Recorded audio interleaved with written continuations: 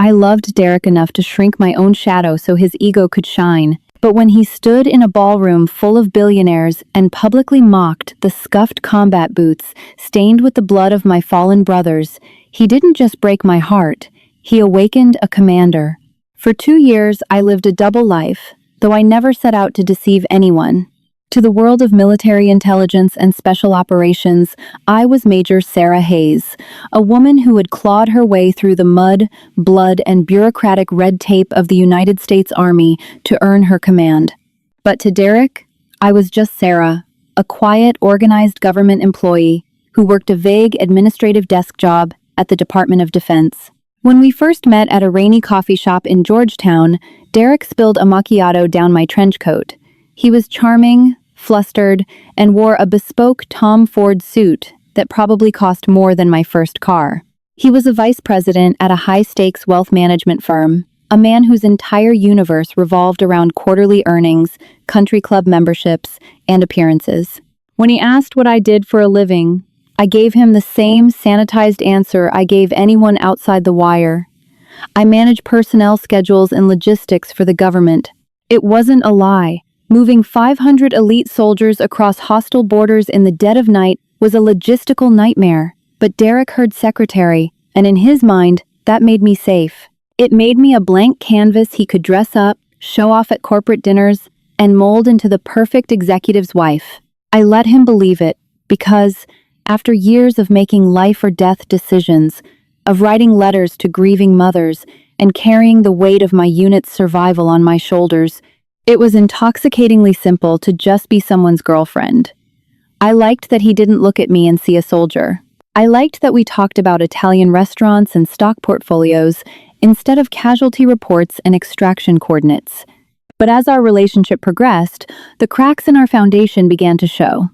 Derek's world was suffocatingly superficial. Everything was about leverage and optics. His mother, Beatrice, was the matriarch of an old-money Virginia family who never missed an opportunity to remind me of my humble origins. "Oh, Sarah, dear," Beatrice would purr over brunch at the club, her eyes darting to my unmanicured hands. "It's so noble that you work in the public sector. But once you and Derek are married, surely you'll quit that drab little cubicle job to help manage his philanthropic foundations? You simply must learn to present yourself properly." I would just smile and sip my mimosa, knowing my drab little cubicle job involved coordinating counter-terrorism operations that allowed people like Beatrice to sleep peacefully in her gated estate. The boiling point began quietly, a month before our wedding. Derek's firm had secured the role of primary sponsor for the Valor and Victory Charity Gala, a massive black tie event in Washington, D.C., meant to honor military personnel and raise money for veterans. For Derek, it was purely a networking opportunity, a chance to shake hands with senators and defense contractors to secure lucrative portfolios. For me, it was deeply personal. A week before the gala, Derek walked into our apartment carrying a glossy black shopping bag. "I have a surprise," he said, pulling out a sleek crimson box. Inside sat a pair of Christian Louboutin stilettos, the soles gleaming red, the heels impossibly high. "For the gala, I also booked you an appointment with Beatrice's stylist. We're sitting at the VIP table, Sarah. The governor will be there, the CEO of Lockheed Martin. I need you looking like $1,000,000, not like you bought your dress off a clearance rack at a department store." I stared at the shoes. "Derek, I already told you I have my outfit sorted for the gala. It's a military ball. I have a uniform." He laughed, a sharp, dismissive sound. "Right, your little government suit. Sarah, please, this isn't a Tuesday at the office. This is a high society event. You're going to be the future Mrs. Derek Crawford. You're wearing the designer gown my mother picked out, and you're wearing these shoes. Just do this for me." I didn't argue that night. I was exhausted from a grueling 48-hour planning session for my battalion's upcoming deployment. I put the shoes in the closet and went to sleep, but I had absolutely no intention of wearing them. Because Derek didn't know that I had recently been promoted. He didn't know that my battalion, the 3rd Ranger Support Battalion, had just been officially reassigned under my direct command. And he certainly didn't know about my boots. Tucked away in the back of my closet, hidden beneath dress shoes and winter coats, was a pair of scuffed, sand-colored tactical combat boots. The leather was deeply creased, the soles worn down, and the left toe bore a dark, rusted stain that would never wash out. I had worn them during a brutal deployment in the Korangal Valley 5 years ago. I was wearing them when my convoy was ambushed. I was wearing them when I dragged my commanding officer and mentor, Captain James Miller, out of a burning Humvee. James didn't make it. He bled out in my arms before the medevac could arrive. But before he lost consciousness, he pressed his dog tags into my palm and told me to take care of our people. I laced one of James's dog tags into the right boot. I swore a silent oath that night. Whenever I took command, whenever I was honored, I would wear those boots to remember the cost of the rank I wore on my chest. I had polished my army mess dress uniform to perfection for the gala. The midnight blue jacket, the gold braids, the rows of ribbons including the silver star I had never told Derek about. And on my feet, despite military dress regulations and high society expectations, I was going to wear James's boots. The night of the gala arrived with a bitter autumn chill. Derek was frantic, pacing our living room in his tailored tuxedo, barking orders into his phone about seating charts and champagne vintages. "Sarah, the town car is downstairs," he yelled toward the bedroom. "Tell me you're ready, and please tell me you figured out how to walk in those heels." I took a deep breath, looking at my reflection in the mirror. My hair was pulled back into a severe, immaculate bun. The heavy wool of my mess dress jacket felt like armor. The ribbons on my chest caught the light. And looking down, the worn, scuffed combat boots grounded me. They were ugly. They clashed violently with the elegance of the uniform. But they were exactly where they belonged. I walked out of the bedroom. Derek ended his call mid-sentence. The color drained from his face as his eyes swept over me. He didn't look at my face. He didn't look at the golden oak leaves on my shoulders indicating my rank, or the colorful array of medals on my chest. His eyes dropped straight to my feet. "What is that?" he whispered, his voice trembling with a mix of confusion and rising rage. "What the hell are you wearing?" "My dress uniform," I said calmly, "and my boots." "Are you insane?" Derek stepped forward, his face flushing red. "Sarah, this is a $5,000 a plate charity dinner. The press is going to be there. You look like a janitor who stole a marching band outfit. And those shoes. They're covered in dirt. They look like they were pulled out of a dumpster." "They're my combat boots, Derek. They mean a lot to me. I'm wearing them tonight to honor someone who didn't come home." "I don't care if they belong to George Washington," he snapped, running a hand through his perfectly styled hair. "You are not walking into the Waldorf Astoria looking like a deranged vagrant. Take them off." "Put on the Louboutin." No. It was the first time I had ever delivered a flat, uncompromising no to him. He blinked, stunned. "Sarah, I am not playing games. My mother is already at the venue with the board of directors.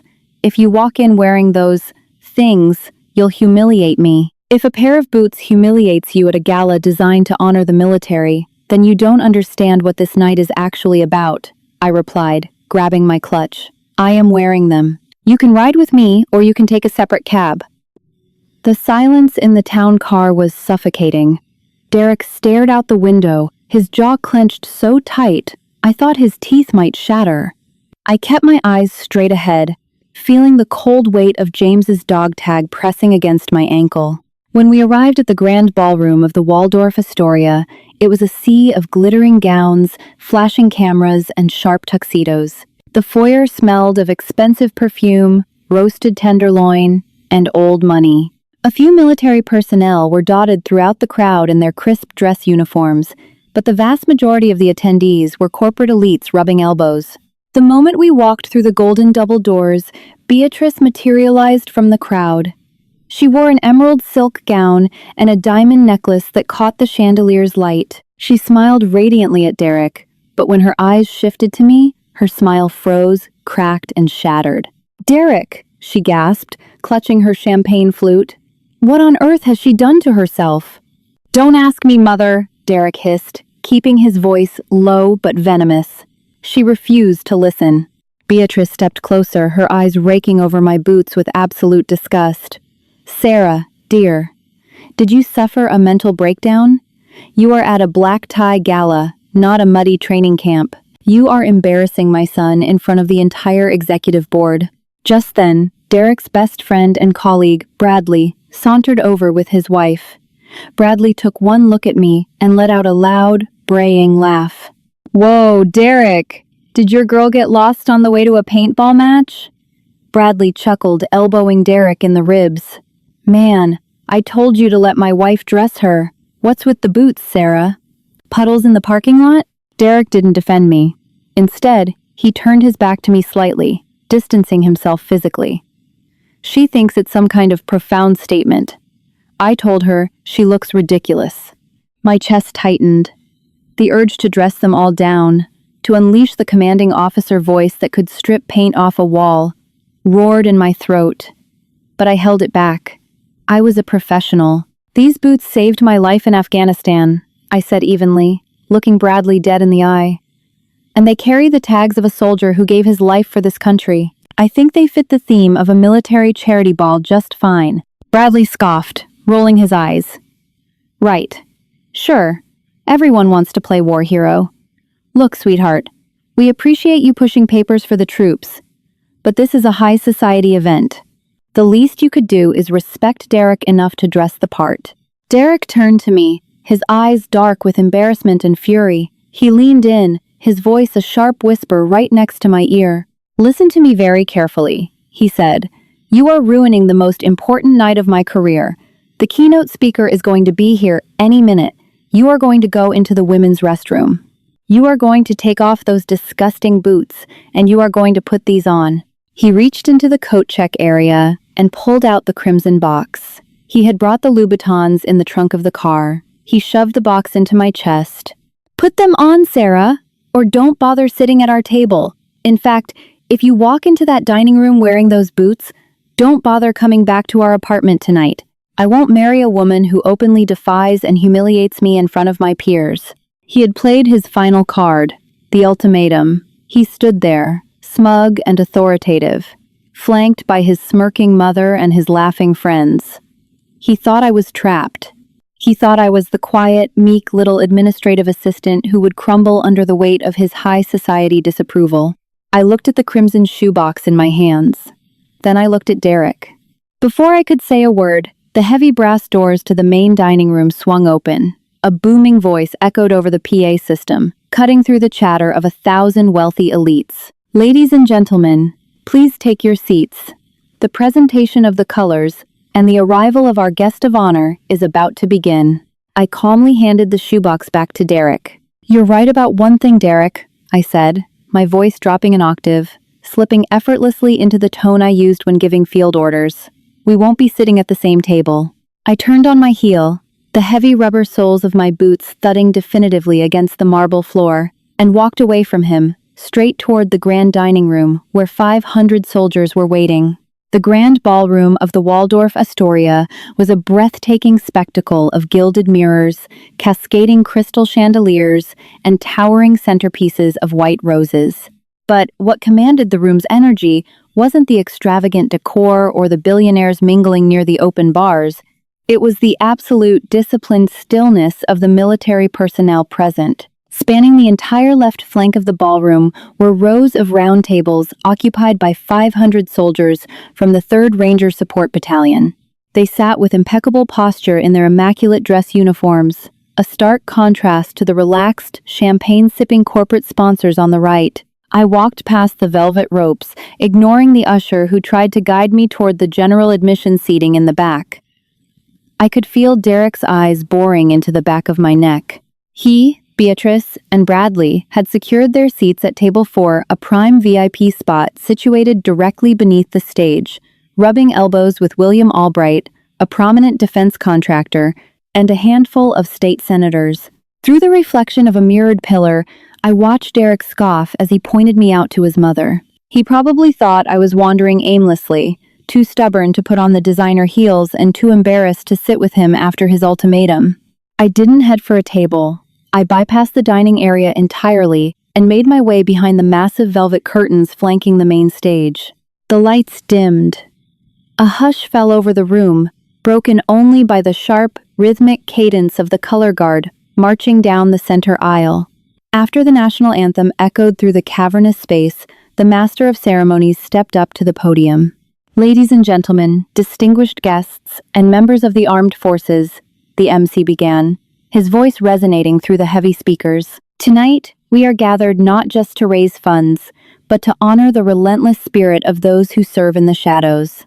To introduce our keynote speaker and guest of honor, please welcome the commander of the Joint Special Operations Task Force, General Thomas Gallagher. The room erupted into polite applause.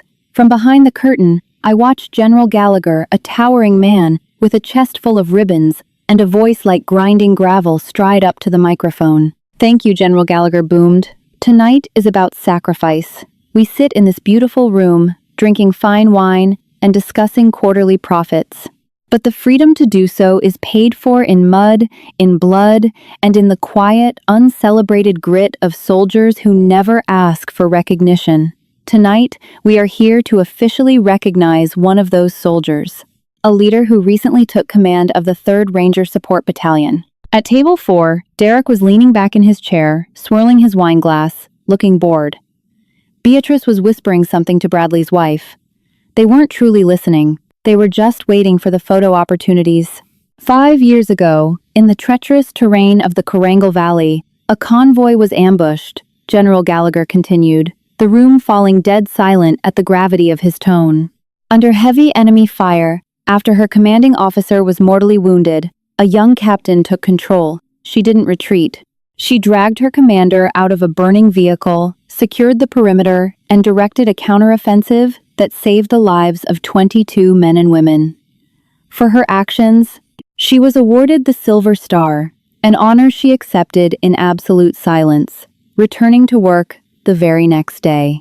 I saw Derek stop swirling his wine, his brow furrowed. He knew I had been deployed 5 years ago. He knew I didn't like talking about it. She has spent the last 2 years coordinating our most critical counter-terrorism logistics from behind a desk in Washington, a desk she fought to leave so she could return to her troops, Gallagher said, a proud smile breaking through his stoic expression. She is a warrior, a tactician, and the finest officer I have ever had the privilege to serve with. Ladies and gentlemen, it is my profound honor to introduce the new commander of the 3rd Ranger Support Battalion, Major Sarah Hayes. For a fraction of a second, the room was suspended in pure silence. Then, chaos and glory erupted simultaneously. On the left side of the room, 500 chairs scraped backward in perfect, thunderous unison. 500 highly trained soldiers shot to their feet. The sound of their boots snapping together echoed like a gunshot. "Commander!" they roared, a collective, deafening shout that rattled the crystal chandeliers. 500 right hands snapped up in a razor-sharp salute. I stepped out from behind the velvet curtain. I didn't walk with the delicate, measured steps of a high society socialite. I walked with the heavy, grounded stride of a soldier. The stage lights hit my midnight blue jacket, reflecting off the silver star pinned to my chest. And with every step I took across the wooden stage, the heavy, scuffed rubber soles of James Miller's combat boots echoed through the ballroom's microphone overhead. Thud, thud, thud, thud. I stopped at center stage and returned the salute to my battalion. "At ease," I commanded. 500 soldiers dropped their hands and sat back down in perfect unison. I lowered my hand and finally looked down at table 4. Derek looked as if the air had been violently sucked from his lungs. His face was a sickly ashen gray. His jaw was physically dropped, his eyes wide with a frantic, uncomprehending panic. The wine glass he had been holding was now tipped sideways on the tablecloth, a dark red stain spreading toward Beatrice's lap. Beatrice wasn't even looking at the spill. She was staring up at me, trembling, her mouth opening and closing like a suffocating fish. Bradley looked like he wanted to crawl under the floorboards. William Albright, the defense contractor sitting next to them, was already on his feet, clapping furiously, a look of profound respect on his face. I stepped up to the podium and adjusted the microphone. I looked out over the sea of faces, the elite who funded the wars, and the soldiers who fought them. "Thank you, General Gallagher," I started, my voice steady and clear. "When you get promoted in the military, people often congratulate you on the new brass on your shoulders. But true leadership isn't about the rank you wear. It's about the weight you carry." I gripped the sides of the podium. Before I walked in here tonight, I was told by someone. I paused, letting my eyes lock directly onto Derek's terrified gaze. Someone who values optics over honor, that I looked like a deranged vagrant. I was told that the boots I am wearing right now were disgusting. I was handed a pair of designer stilettos and given an ultimatum: take off the boots or don't come home. A low, dangerous murmur rippled through the soldiers on the left side of the room. General Gallagher's eyes narrowed into slits. William Albright slowly turned his head to look at Derek, his expression turning to pure, unadulterated disgust.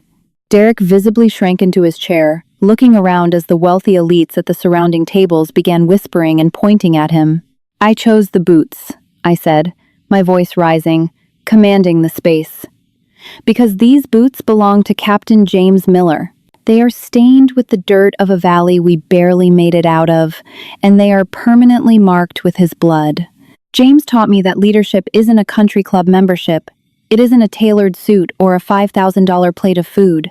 It is the willingness to stand in the mud with your people when the sky is falling. The soldiers erupted into cheers, clapping and hammering their fists on the tables. I let them roar for a moment before raising my hand to quiet the room. We are here tonight to raise money for veterans who came back with less than they left with, I continued, scanning the corporate side of the room. I challenge everyone here to empty your deep pockets tonight. Not for the tax write-off, not for the press photos, but because the men and women in this room are the only reason you have the luxury of sitting here in peace. I finished my speech to a standing ovation that shook the foundation of the hotel. Even the waitstaff had stopped in their tracks to clap. When dinner concluded and the formal mingling began, I was immediately surrounded by generals, politicians, and CEOs. William Albright shook my hand vigorously, promising a massive donation to the battalion's family support fund. It took 30 minutes for the crowd to part enough for Derek to finally break through. He looked entirely dismantled. His tuxedo looked suddenly ill-fitting, his hair slightly disheveled. Beatrice was nowhere to be seen. She had likely fled the venue in sheer humiliation. "Sarah," Derek breathed, reaching a hand out but stopping short of touching me. His eyes darted nervously to the four massive rangers standing casually, yet protectively, a few feet behind me. "Sarah, I didn't know. I swear to God I had no idea you were a major. I didn't know about the ambush or the Silver Star." "You didn't know because you never asked, Derek," I said, my voice devoid of anger, replaced only by a cold, clinical pity. "You spent 2 years talking over me. You asked what I did, I told you I managed logistics for the government, and you immediately stopped listening because it wasn't glamorous enough for you." "I was stressed tonight," he pleaded, his voice cracking. "The gala, the board members. I wanted you to fit in. I just wanted us to look perfect. Please, let's just go home. We can talk about this." "I'm sorry." "You're not sorry you insulted my boots," I replied, crossing my arms over my chest. "You're sorry that the janitor you tried to hide turned out to be the guest of honor. You're embarrassed because William Albright just told General Gallagher he's pulling his firm's investments from your wealth management portfolio." Derek blanched. What? "You wanted an accessory, Derek. A silent, pretty little thing in red-bottom shoes who would smile for your mother and fetch your dry cleaning." I calmly reached into my pocket and pulled out the 3-carat diamond engagement ring I had taken off in the town car. I pressed it firmly into his trembling hand. "Take this back to the jeweler. It should cover the cost of the Louboutins you bought me." "Sarah, please, we're getting married in a month." "No, we're not," I said softly, stepping backward. "I'm deploying in 3 weeks with my battalion.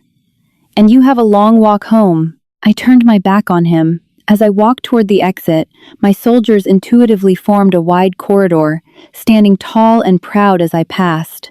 I didn't look back at Derek, standing alone, holding a ring in a room full of people who now knew exactly what kind of man he was. I pushed through the heavy brass doors and stepped out into the crisp, cold Washington, D.C. air. Looking down at my scuffed, blood-stained boots, I smiled. They weren't meant for ballrooms, but tonight they had walked exactly where they needed to go. If Major Sarah Hayes's unwavering strength and refusal to compromise her honor moved you, you are not alone. True leadership and self-respect will always outshine superficial judgments and toxic relationships. Hit that like button if you stand with the commander. Share this story to remind others never to shrink themselves for someone else's ego. And subscribe to the channel for more powerful, real-life stories of triumph, respect, and dramatic twists. See you in the next video.